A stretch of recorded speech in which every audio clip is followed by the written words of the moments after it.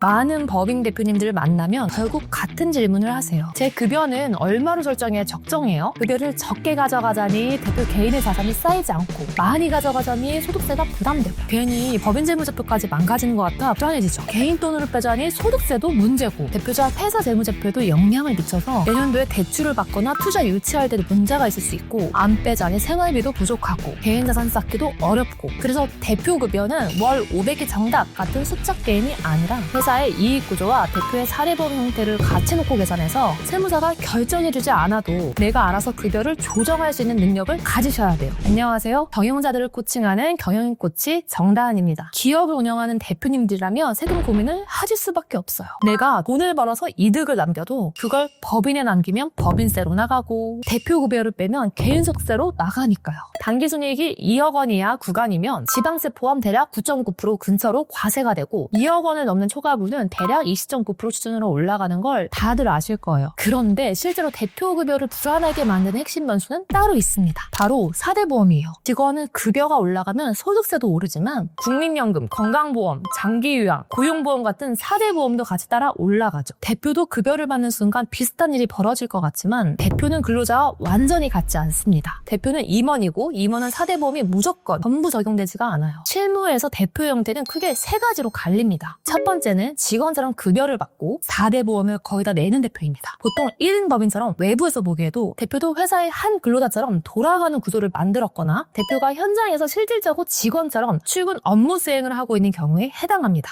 이 경우 급여를 조금만 올려도 국민연금과 건강보험은 물론 고용보험, 산재까지 부담이 붙는 방식으로 체감 비용이 급격히 늘어나요. 두 번째는 4대 보험료를 일부만 내는 대표예요. 흔히 국민연금과 고용보험은 들어가고 고용산재는 빠지는 형태가 많고 대표의 지위와 실제 근무의 형태에 따라 적용 범위가 달라집니다. 예를 들어 직원이 있는 개인 사업장에서 대표가 국민연금과 건강보험을 직장 가입자로 신고해두면 대표도 직원처럼 매달 급여 기준으로 보험료가 산정되는데 이때 대표는 대표자라서 회사가 반을 내주고 내가 반을 내는 구조처럼 보이지만 현실적으로는 내 돈이 그냥 나간다고 보는 거죠. 고용보험은 대표가 스스로 실질급여를 받는 구조가 원칙적으로 맞지 않다 보니 많은 경우 가입이 제외됩니다. 산재보험도 마찬가지로 내가 사장인데 나한테 산재를 적용하느냐가 기본 구조와 충돌해서 결과적으로 국민연금과 건강보험만 있는 대표가 됩니다. 세 번째는 애초에 다른 직장에서 직장가입자이거나 지역가입자로 관리되는 대표입니다. 본업이 따로 있거나 법인은 부업이 가까운 경우가 여기에 속해요. 이 경우는 대표급여를 올려도 4대 보험 부담이 크게 붙지 않거나 급여 설계 기준점이 달라집니다. 그래서 대표급여를 정할 때는 대표급여가 얼마면 세금이 적냐가 아니라 대표가 급여를 올렸을 때 추가로 붙는 부담률이 법인세율과 비슷해지는 지점이 어디냐를 먼저 찾아야 합니다. 첫 번째, 회사가 당기순이익 2억 원 이하 구간이라면 법인에 돈을 남겼을 때 대략 9.9% 수준으로 세금이 나가요. 그러면 대표급여를 올려서 법인이익을 줄이는 것이 유리해질 수 있는데 그 유리함이 성립하려면 대표가 급여를 가져가면서 부담하는 개인세금과 4대 보험의 총 부담률이 대략 9.9%를 크게 넘지 않은 범위여야 합니다. 예를 들어 4대 보험을 고려해야 되는 대표, 첫 번째 유형에 가까운 대표는 급여를 조금만 올려도 4대 보험 부담이 같이 올라가기 때문에 부담률이 빠르게 9.9% 근처까지 도달합니다. 그래서 실무적으로 시뮬레이션을 해보면 연봉 약 2,700만 원에서 2,800만 원 정도의 구간에서 대표가 실제로 부담하는 세금과 보험의 합산체감 부담률이 9.9% 근처로 접근하는 경우가 많습니다. 이 말은 회사가 2억 이하 구간이라면 그 돈을 법인에 남겨 9.9% 법인세로 내는 것과 연 2,700만 원에서 2,800만 원 정도까지 대표급여를 빼서 개인 부담으로 가져가는 것에 손익이 비슷해질 수도 있다는 뜻입니다. 이 구간까지는 급여로 빼도 법인세 대비 손해가 크지 않고 대표 개인의 현금 흐름을 만드는 게 유리할 수가 있다는 거죠. 반대로 4대 보험 부담이 거의 없는 대표, 두 번째, 세 번째 유형에 가까운 대표는 상황이 완전히 달라집니다. 이 대표는 급여를 올려도 4대 보험이 같이 뛰지 않거나 부담 증가 폭이 작기 때문에 같은 9.9% 기준을 맞추려면 연봉을 훨씬 더 올려야 합니다. 이때 균형점을 잡는다면 대략 연 7,500만 원 수준까지도 법인에 남겨 9.9%를 내는 것과 비슷한 감각으로 급여를 빼는 구간이 될 수 있습니다. 어떤 대표에는 2,800만 원이 기준점이지만 다른 대표에게는 7,500만 원이 기준점이 되는 겁니다. 같은 회사 이익이라도 급여의 최저값이 다르게 나온 이유가 여기 있어요. 그리고 회사 이익이 2억을 넘는 순간부터는 이야기는 또 달라지는데 초과분이 20.9% 구간으로 들어가며 법인에 돈을 남겨둘 때의 세율이 높아지기 때문에 급여로 비용 비용서를 내서 법인 이익을 줄이는 전략이 더 유리해집니다.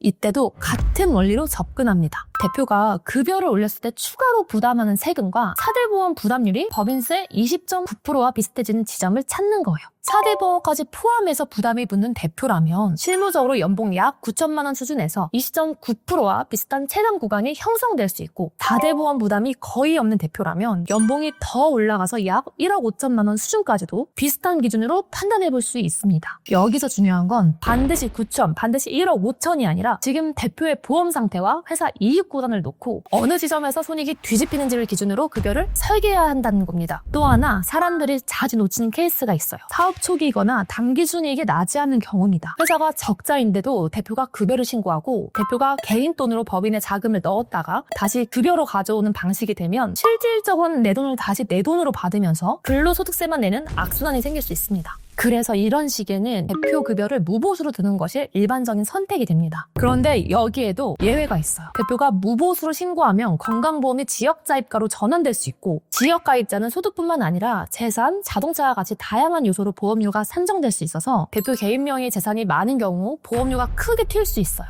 이런 경우는 오히려 급여를 소액으로라도 신고해서 직장가입자로 유지해 재산이 아니라 급여 기준으로 보험료가 계산되게 만드는 편이 유리할 때가 있습니다. 적자라서 무보수가 원칙이더라도 대표의 건강보험 형태를 같이 보며 무보수가 더 손해인지 소액급여가 더 유리한지를 따져야 하는 거예요. 정리하면 대표 급여를 잘 세팅한다는 건 적정 월급 하나를 찍는 일이 아니라 회사의 이익 구간이 2억 이하인지 초과인지 먼저 확인하고, 대표가 어떤 사대보험 형태인지 분류한 다음 법인에 남겼을 때의 법인세율과 대표가 가져갈 때의 개인 부담률이 비슷해지는 균형점을 찾아 그 지점까지 급여를 올리는 방식입니다. 그리고 그 다음 단계에서 남기는 이익은 배당, 퇴직금 설계, 사업 마련 플랜을 위한 경영인 전개로 사용하면서 당장에 낼 세금, 인증지원제도 활용을 해서 다른 도구로 분산시키는 게 회사도 좋고 대표도 좋은 구조로 연결됩니다. 혹시 법인회사 대표님이시라면 이것만큼은 정말 아시고 가셨으면 좋겠어요.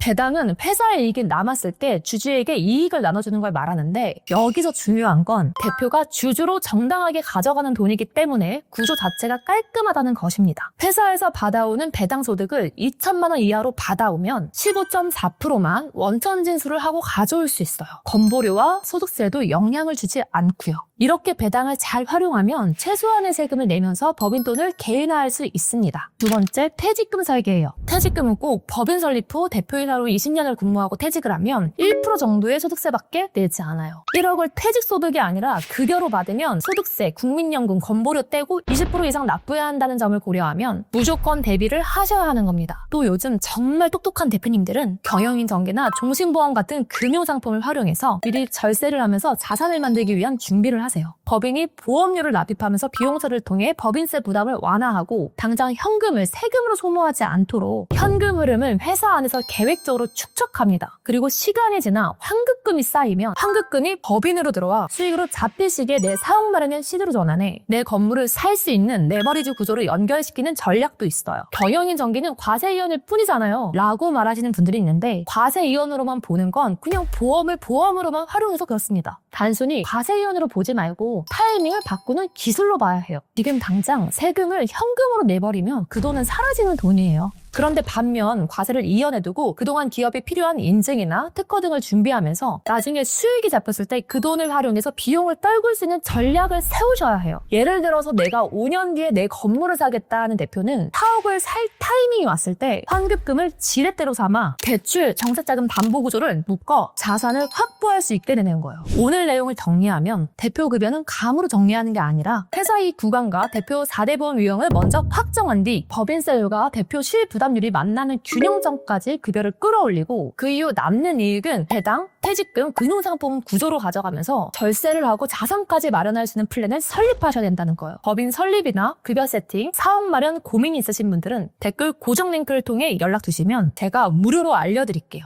여기까지 정다은이었습니다. 감사합니다.